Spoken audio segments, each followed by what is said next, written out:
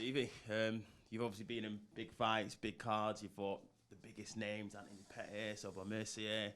How does it feel to be here back in Glasgow, putting on a show for the fans? Oh, it feels class. I've fought here twice before, and yeah, both times was obviously amazing. Like the first one was better because I won by knockout. Second one, I lost by knockout, but both times was unreal. The crowd, I'm looking forward to this one. Yeah. Nice. And we know PFL, obviously, they're the only MMA organisation with the unique season format. You fought in the season format, the global season yourself. How hard and how taxing is it on the body to be able to have to do those fights month on month, should we say? Yeah, it was tough, man, especially because it was it was lightweight. I know this was meant to be the last fight, but see, just lately I'm enjoying this.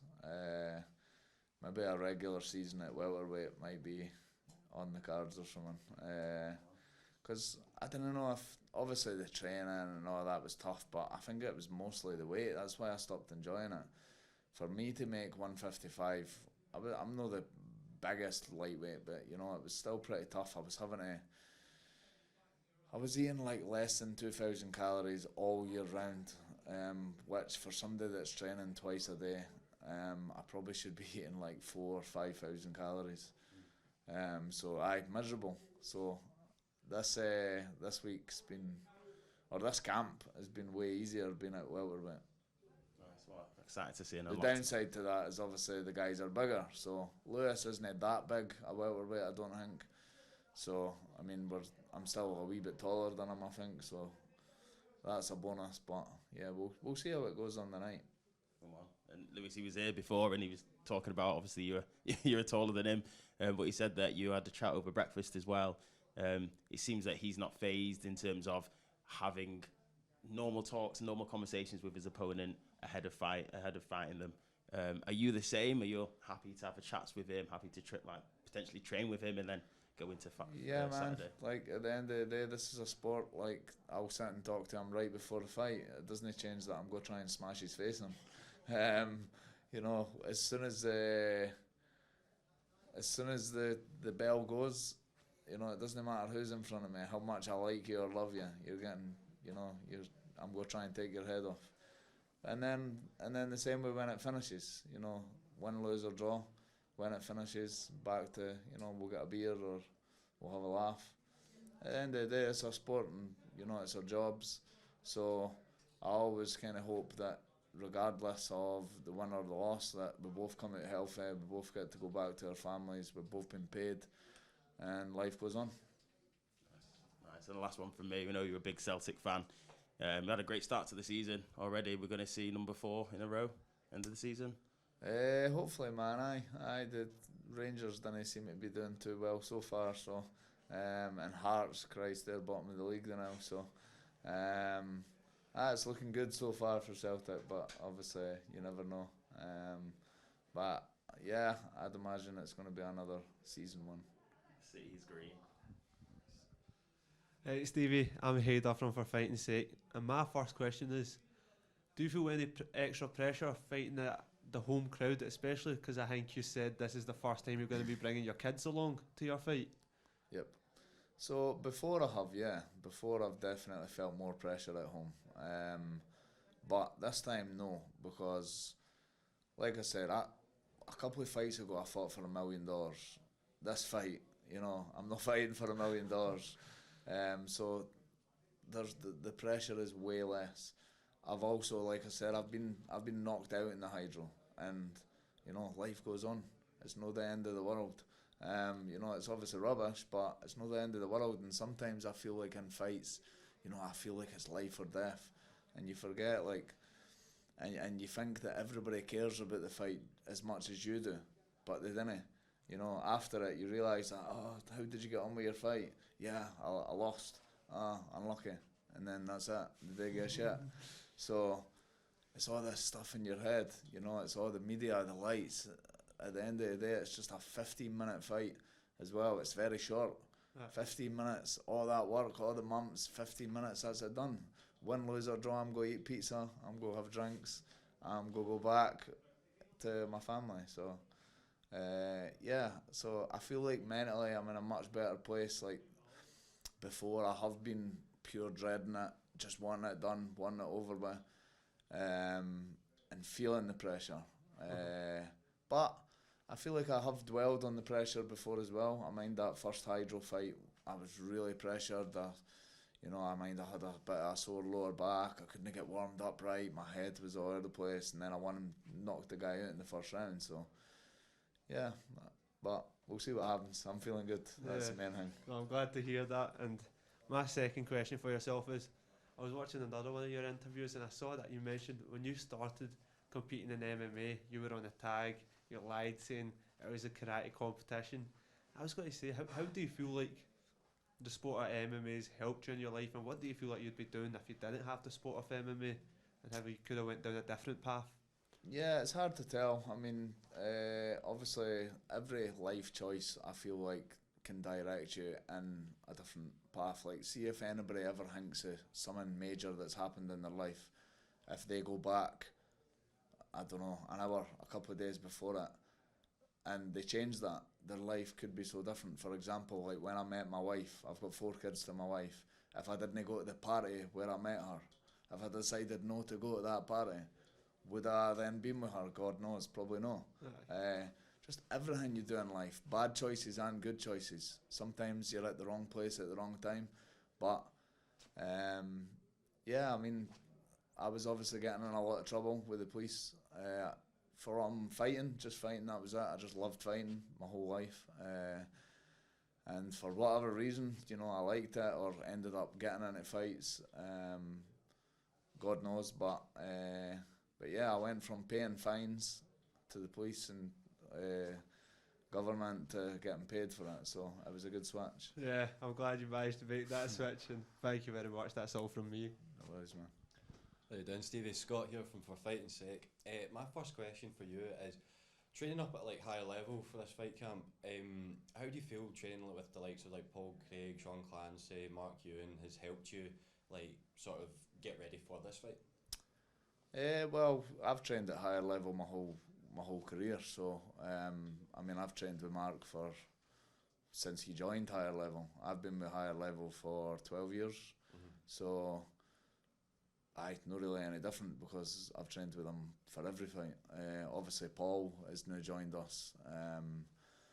He's been with us, I think a couple of years now. Done some stuff with him, but obviously he's quite a bit bigger, so we didn't do too much stuff together.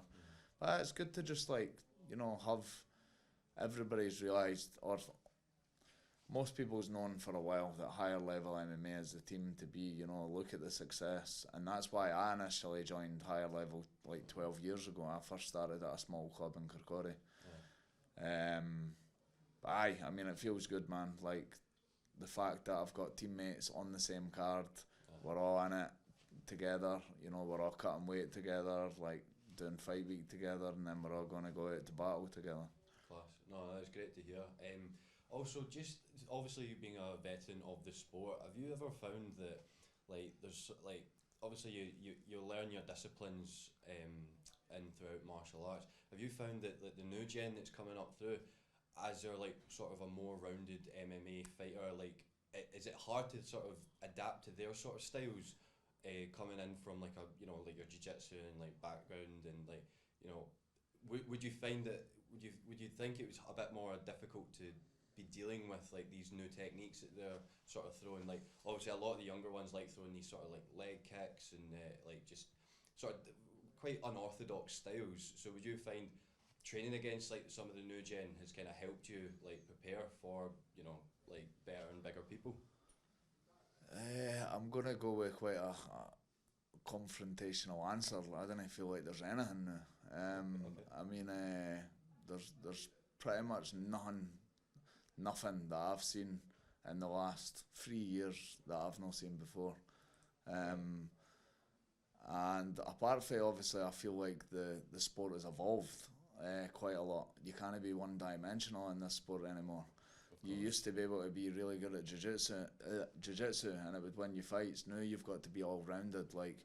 There's some amateurs at higher level than now that was probably better than me mid-pro career. But in terms of like seeing new stuff, I wouldn't say there's anything new. Nothing surprises you. Nah, not really. Just that they're more well-rounded. I mean, there's only so much stuff you can do. I mean, calf kicks is maybe the newest new thing that, you know, folks started from maybe a couple of years ago now. But I mean, unless somebody starts throwing like eye pokes or something, then there's nothing new, man. Yeah. No, fair enough. I really appreciate the time and wish you the best of luck on Saturday. Cheers, man.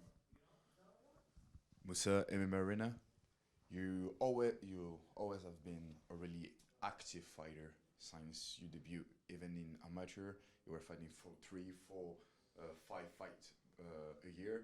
Yep. How do you physically feel?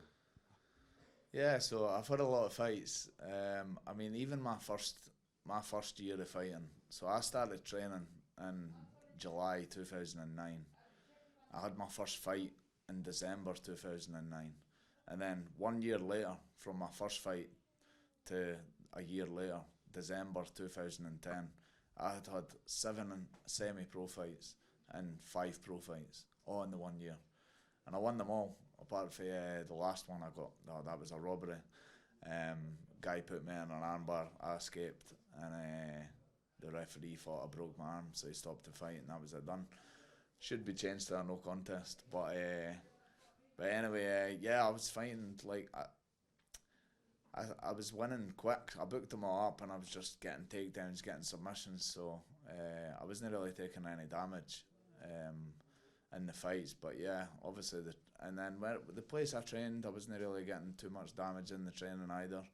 I was like one of the best guys, but yeah, I mean, now go back, like I've had nearly 50 fights. Yeah, I've definitely got some wear and tear on my body, but this fight camp, you know, it's been good. Obviously, I've had problems with my knees before. I mean, there's been problems with my whole body throughout the career. I've had sore neck at one point, you know, shoulder, knees. You're not going to be in this sport for this long fighting, whether you're just training or fighting, and not have some sort of injuries. But I'm feeling good, man. Great. As a veteran, how do you approach this fight? I'm just going to, you know, approach the fight.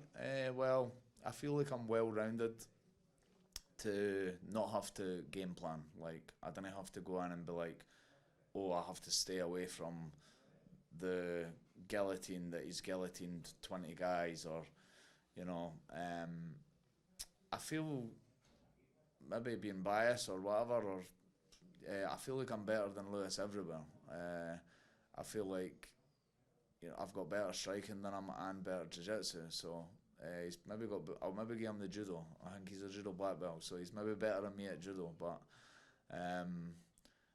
that being said, I know he's going to be a dangerous opponent. I know he's going to be hungry. He's coming to my hometown fighting at the Hydro. He's going to be in shape. He's going to be fit. He's going to be coming to try and give me it. You know what I mean? So I'm not underestimating him, but I do believe my skill set is better than his everywhere.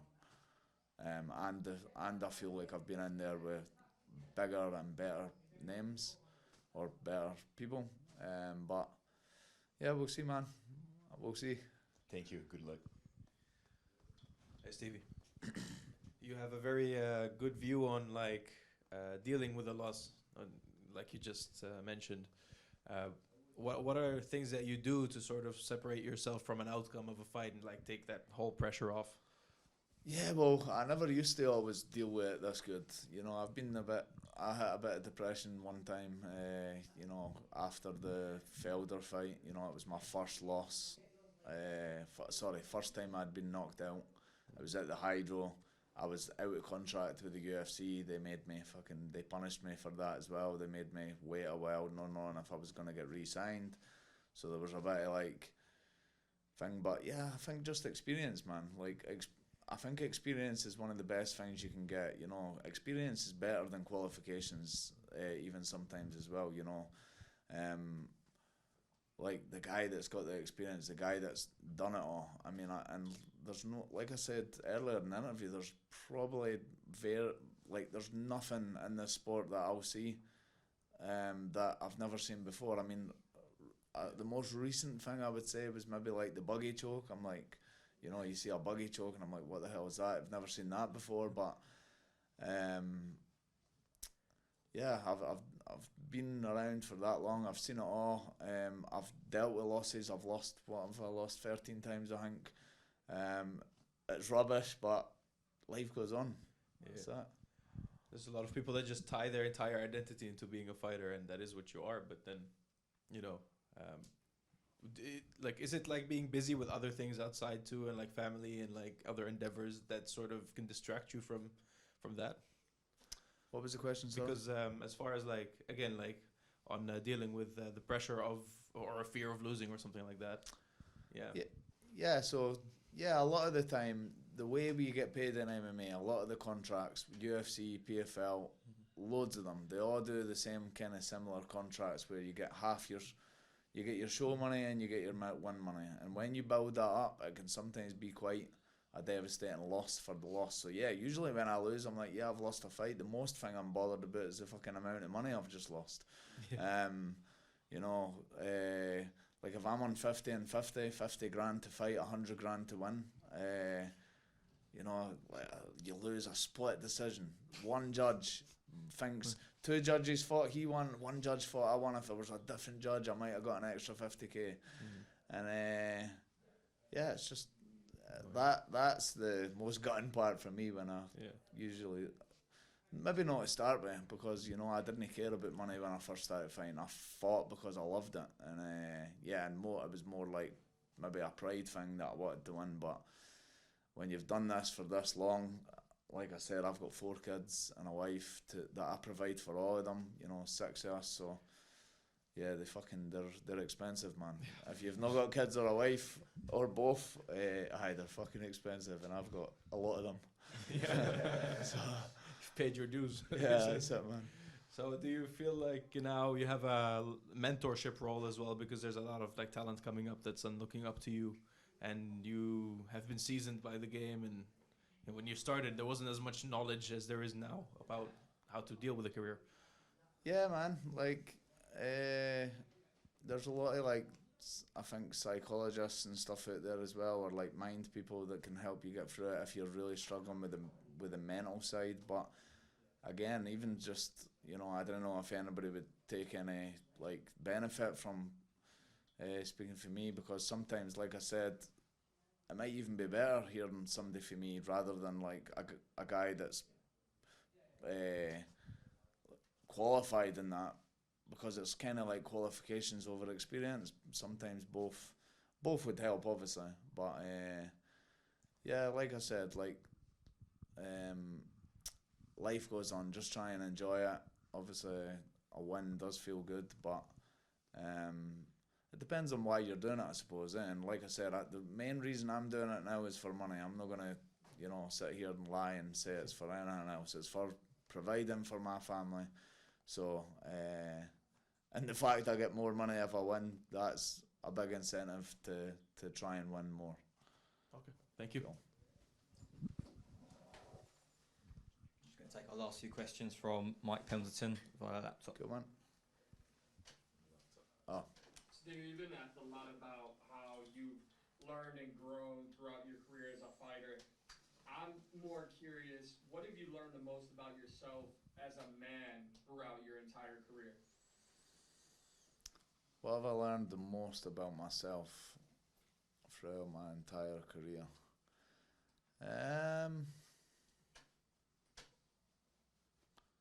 It's a tough question. What have I learned the most about myself? Throughout my whole career, probably just, you know, I've realised that, you know, I'm very, I have a lot of discipline. I've noticed a big difference between me and some other fighters or some other people that, like, honestly, I might be being biased or big-headed or whatever, but see, I truly believe if a lot of people had to deal with some of the shit that I've dealt with over the last 15 years, mentally, physically, like, the UFC basically cut me. They asked me to go as a free agent, but they cut me basically on the biggest win in my career. because they said my knees were fucked. I've then went and fought, this is my 7th fight since then at the highest level, which obviously proves them wrong, that they were wrong. But I mean, my knees were pretty fucked, but yeah, a lot of people would have gave up. So I would say if I've realised anything, is just how much of a fighter I am. The amount of shit I've been through, like the thing with my daughter, needing brain surgery and still fighting. And that's just a tiny part of a lot of the stuff that I've had to go through. I mean, another thing I would say is, like, before the Natan Schultz fight, I had MRSA. I was in the hospital, IV antibiotics for 2 weeks. 2 weeks before the fight, a lot of people would just pull out. I was walking 10 miles a day, then going into the hospital, getting the IV antibiotics, because it was a case of just going in for the... and yeah, like, I'm a true fighter. It's quite a long answer, but just that I'm a fucking warrior and a fighter. I appreciate that long answer. And you've Cheers. been around, obviously, for years. You've fought in several promotions. I'm curious your thoughts in 2024, seeing the rise of PFL merging with Bellator, but specifically PFL Europe, giving opportunities all across Europe to fighters, you know, young and old. Your thoughts on just PFL and the focus on PFL Europe? Yeah, it's class, man. Like, I love what PFL are doing, and you know, when like I said, the whole thing with the UFC, we got pissed off and emotionally retired. I wasn't sure what was going on. It was COVID at the time, so the world was falling apart, and then eventually the PFL thing came along, and you know, PFL have just, you know, looked after me, like, really good, great promotion. I'd like to, you know, if this is my last fight or whenever it is, I'd like to maybe eventually do stuff for PFL, like if there's any jobs there or whatever. I know Peter and Don, I spoke to Peter a bit more. So yeah, pretty much love what they're doing, giving opportunities to, you know, all these up-and-coming fighters. The fact that, you know, they've got the European show to win 100 grand, that's at quite early on in their career, to then go on to potentially win $1 million. It's yeah, it's amazing what they're doing, and I'm loving it. I like to see another company like rivaling the UFC, because everybody knows the UFC has, like, you know, they've done great things as well, but because they've been the only company, they've been able to, like, manipulate and, like, control the monopoly thing. We've got the whole court case thing going on now as well. The fact that they offered 335 million just proves how much they know that they've fucking done whatever they've done. So yeah, it's good to see, you know, another, because it gives fighters options, doesn't it? Before, I feel like it was only the UFC. Now at least all the fighters all over know that, you know what, if UFC aren't treating me right, fuck yous, I'm gonna go somewhere else. Well, thank you very much for that answer and the other answer. I really appreciate it. Don't want to see you stop fighting, but I think you'd be a great addition to the PFL staff. So thank you, Steve. Thank you. Thank you so much, Steve. That's everything. That's everything. Is that me? Sound man. Thank you. Cheers, lad. Thank you, Stephen. That's me done until Wayne's. That's you done till Wayne's. 9 o'clock tomorrow. Top man.